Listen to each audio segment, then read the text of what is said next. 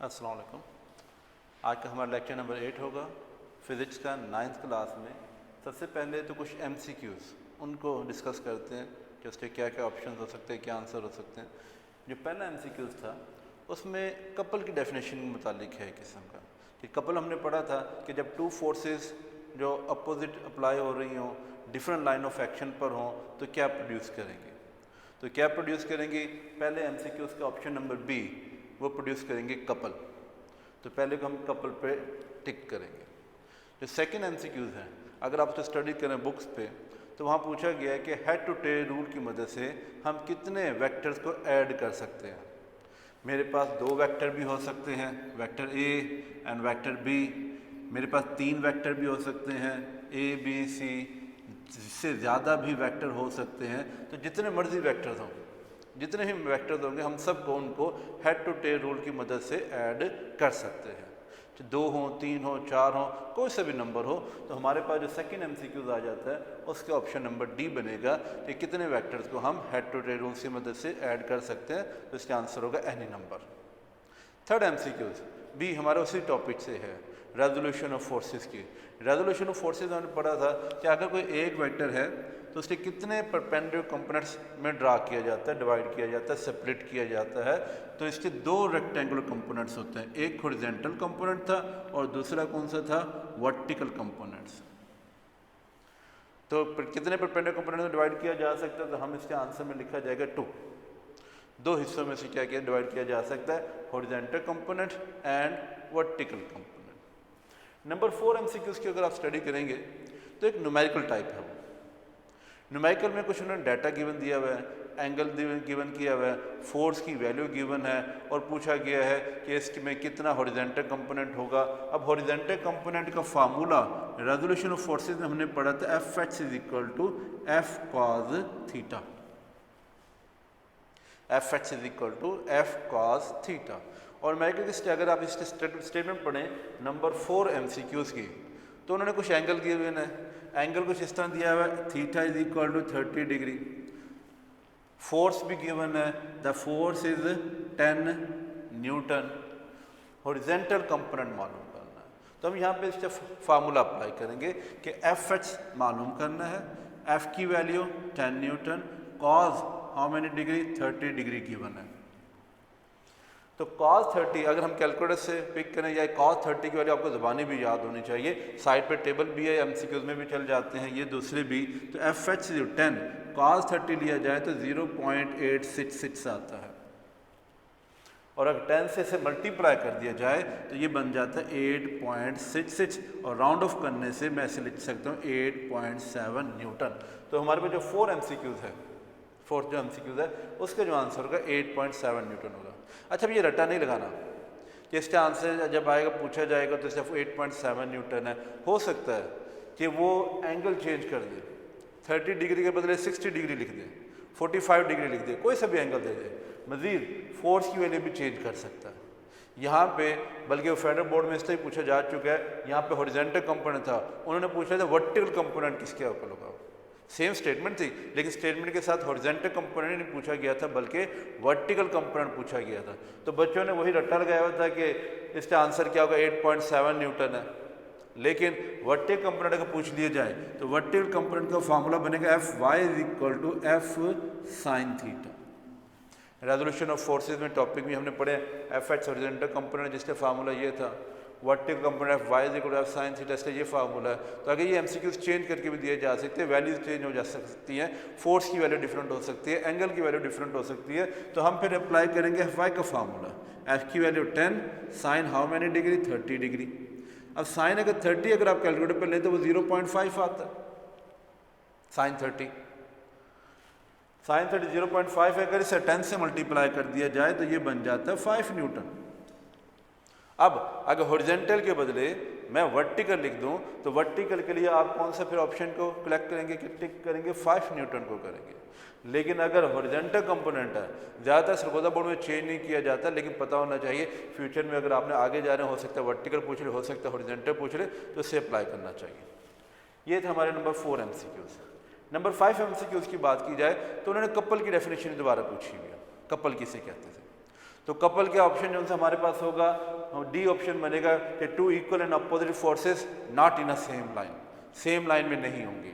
ये कपल जब हमने टॉपिक पढ़ा था, आप उस लेक्चर को दोबारा स्टडी कर सकते हैं कि कपल जब प्रोड्यूस होता था तो जो दो फोर्सेस थी इक्वल मैग्नीट्यूड थी बट अपोजिट डायरेक्शन थी and not in a same line, तो प्रोड्यूस क्या करती हैं, कपल करती हैं। उसके बाद नंबर 6 MCQ अगर आप रीड करें तो वहाँ पे कुछ लिखा है इक्विलिब्रियम में कोई बॉडी हो, इक्विलिब्रियम बॉडी हो तो उस पर नेट फोर्स 0 लगनी चाहिए। अगर नेट फोर्स 0 है तो उसका एक्सेलरेशन भी क्या होगा, 0 होगा। According to Newton second law of motion कि मेरे पास अगर फोर्स का फार्मूला था F = ma, अगर किसी बॉडी में नेट फोर्स 0 लग रही है तो एक्सेलरेशन भी क्या होगा, इसका 0 होगा। तो हमारे पास जो नंबर 6 MCQ था वो क्या था, acceleration will be 0। Option number D पे आप टिक करेंगे। पॉजिटिव एक्सेलरेशन नहीं होगा, नेगेटिव एक्सेलरेशन नहीं होगा, क्योंकि उस पर फोर्स लग रही होती है। पॉजिटिव होता है जब उस पर सेम डायरेक्शन में अप्लाई की जा रही है फोर्स। नेगेटिव एक्सेलरेशन कब होता है, जब फोर्स उस पर अपोजिट डायरेक्शन में अप्लाई की जा रही है। और 0 कब होगा, जब उस पर नेट फोर्स क्या होगी, 0 होगी।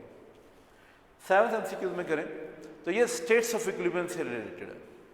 स्टेट्स ऑफ इक्विलिब्रियम में 7 8 दोनों के दोनों स्टेट्स ऑफ इक्विलिब्रियम से है। कीप इट साइड, यहाँ पे उसने पूछा कि न्यूट्रल इक्विलिब्रियम, अगर तो पूछा था स्टेबल इक्विलिब्रियम तो उसमें सेंटर ऑफ ग्रेविटी रेज्ड हो जाता है ड्यूरिंग टिल्ट। और अगर पूछा जाए कि अगर वो अनस्टेबल इक्विलिब्रियम था तो उसमें centre of gravity low down हो जाता है ड्यूरिंग टिल्ट वगैरह, अपनी प्रीवियस पोजीशन पे वापस नहीं आता।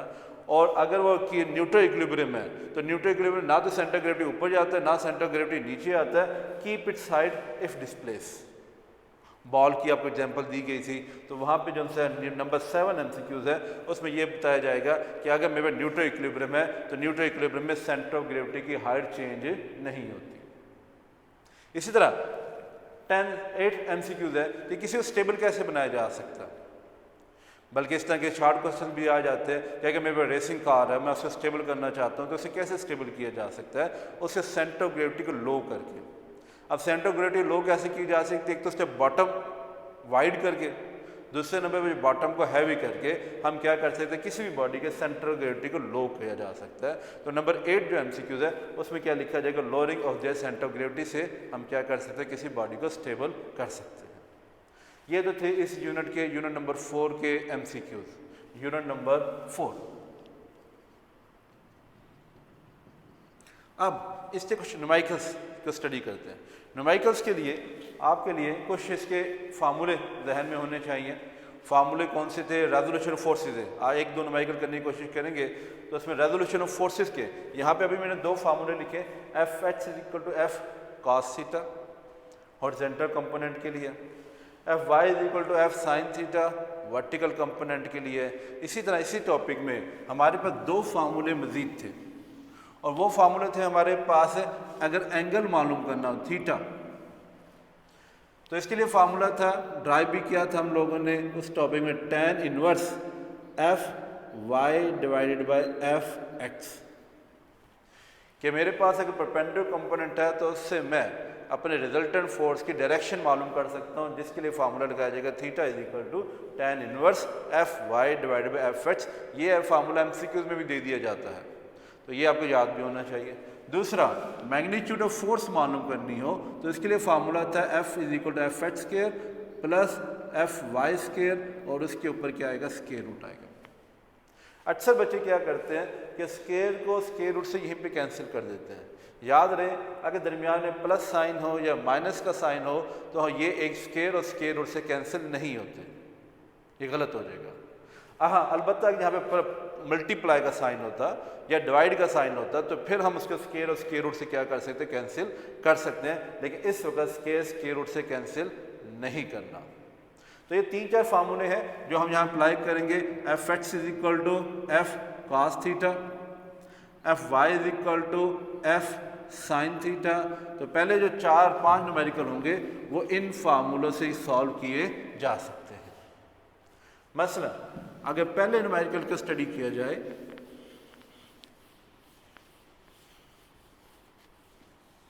जो पहला न्यूमेरिकल है वो ग्राफिकली भी सॉल्व किया जा सकता है, मैथमेटिकली भी सॉल्व किया जा सकता है।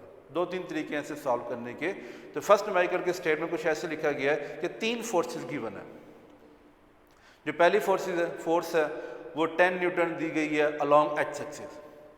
तो 10 न्यूटन एक फोर्स है अलॉन्ग एक्स एक्सिस, ये 10 न्यूटन की फोर्स आ गई along x axis. First force थी F1। सेकंड जो फोर्स दी गई है उन्हें कहा 6 न्यूटन है अलॉन्ग वाई एक्सिस, तो इसको ऐड करते हैं 6 न्यूटन अलॉन्ग वाई एक्सिस, ये मेरे पास सेकंड फोर्स आ गई। थर्ड फोर्स ये मैं हेड टू टेल रूल की मदद से उनको ऐड किए जा रहा हूँ। थर्ड फोर्स क्या है 4 न्यूटन है लेकिन है अलॉन्ग नेगेटिव एक्स एक्सिस। आप लोगों को पता होना चाहिए कि हमारे पास एक्स एक्सिस और वाई एक्सिस, जो राइट साइड पे ये कहलाती है एक्स एक्सिस, ओरिजिन से जो इस साइड पे लाइन होती है ये कहलाती है नेगेटिव एक्स एक्सिस।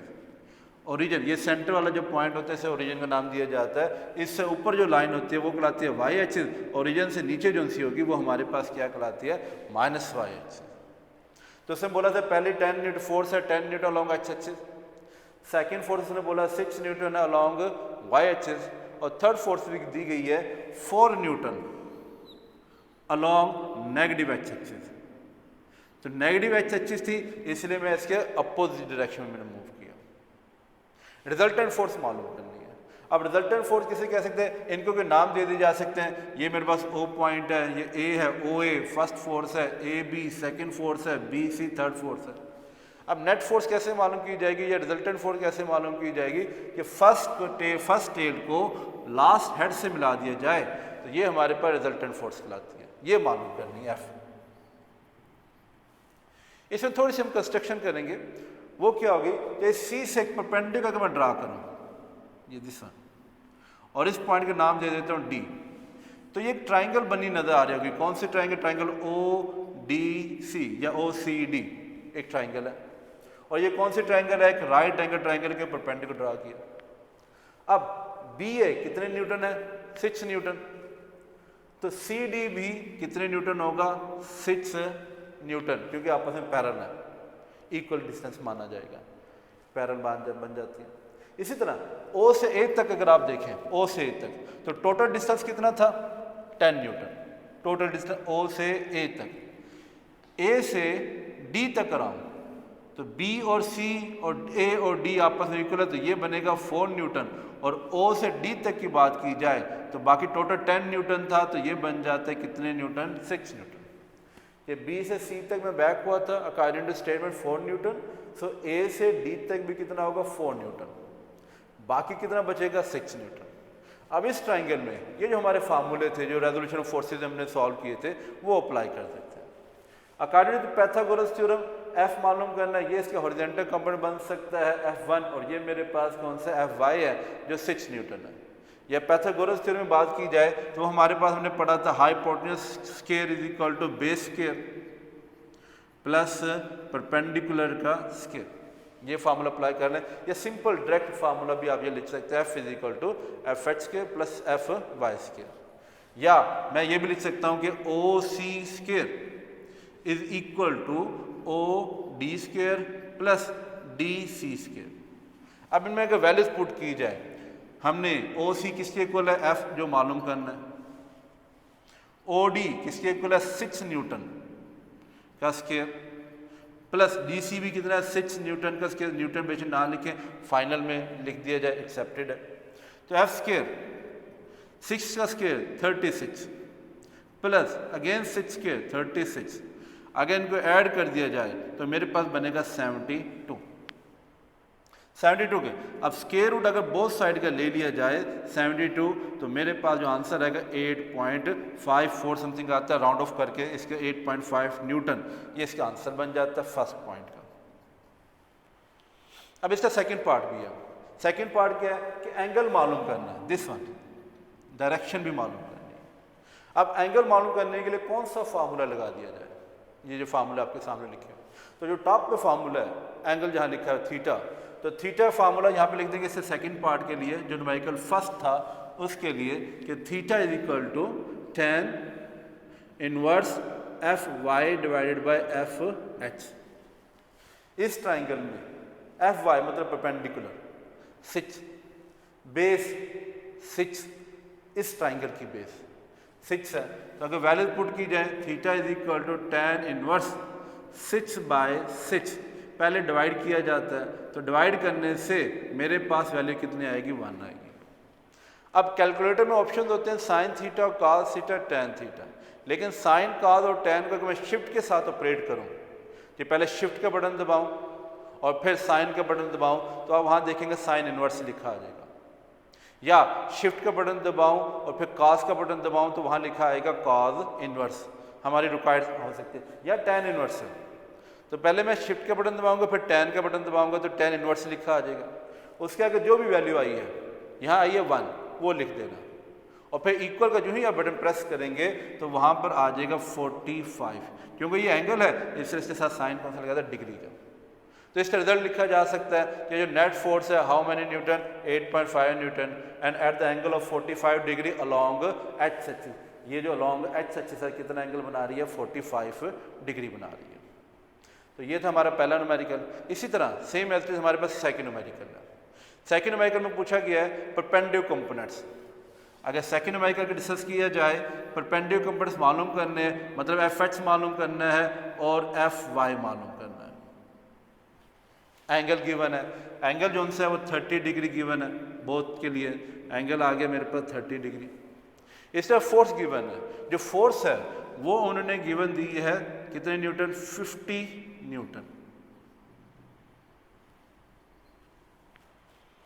अब सोचे कौन सा फॉर्मूला लगा सकते हैं, हॉरिजॉन्टल कंपोनेंट मालूम करना है, वर्टिकल, इन दोनों को सिर्फ कंबाइन बोला है, परपेंडिकुलर कंपोनेंट्स मालूम करना है। परपेंडिकुलर कंपोनेंट्स मतलब मींस हॉरिजॉन्टल कंपोनेंट भी एंड वर्टिकल कंपोनेंट भी।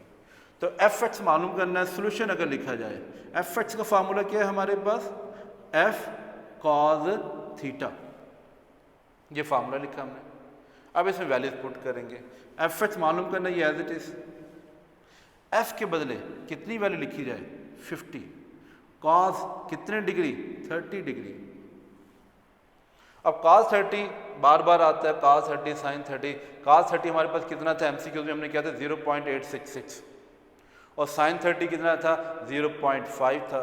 यही वैल्यूज अगर यहाँ पर डायरेक्ट कैलकुलेटर से ले लिया जाए 50 और cos 30 लिया जाए तो 0.866 आएगा। आपस में दोनों प्लस हो रहे हैं, मल्टीप्लाई हो रहे हैं, मल्टीप्लाई हो रहे हैं, मल्टीप्लाई कर दिया जाए 0.0866 को 50 से, तो मेरे पास आ जाता है 43.3 राउंड ऑफ करके न्यूटन। तो एक तो आंसर इसका ये हॉरिजॉन्टल कंपोनेंट का आ गया। वर्टिकल कंपोनेंट के लिए कौन सा फार्मूला लगाया जाए, बिल्कुल solution F Y is equal to F sine theta. Now values put कर दी जाए, एफ वाई मालूम करना है, एफ के बदले 50 और sine how many degree, 30 degree. अब साइन 30 लिया जाए तो ये मेरे पास आता है 0.5, और 0.5 को अगर 50 से मल्टीप्लाई कर दें तो ये आ जाता है 25 न्यूटन। इन द एंड हम क्या लिखेंगे, रिजल्ट लिखेंगे। अब रिजल्ट में हमने क्या मालूम किया, परपेंडिकुलर कंपोनेंट्स मालूम किए। So the perpendicular components according to above given data is are 43.3 newton and 25 newton, ये भी लिखा जा सकता है। या the horizontal component and vertical component according to above given data are 43.3 newton, 25 newton respectively. हॉरिजॉन्टल है तो पहले हॉरिजॉन्टल की वैल्यू, वर्टिकल बाद में आ रहा है तो बाद में वर्टिकल वैल्यू, इसलिए रिस्पेक्टिवली का लफ्ज़ इस्तेमाल किया जाता है, ये लिखे जाते हैं। तो ये हमारे एमसीक्यूज थे आज हमने स्टडी किए। 7 न्यूमेरिकल थे, numerical number 1 and numerical number 2 ये स्टडी किया है। Hope understand.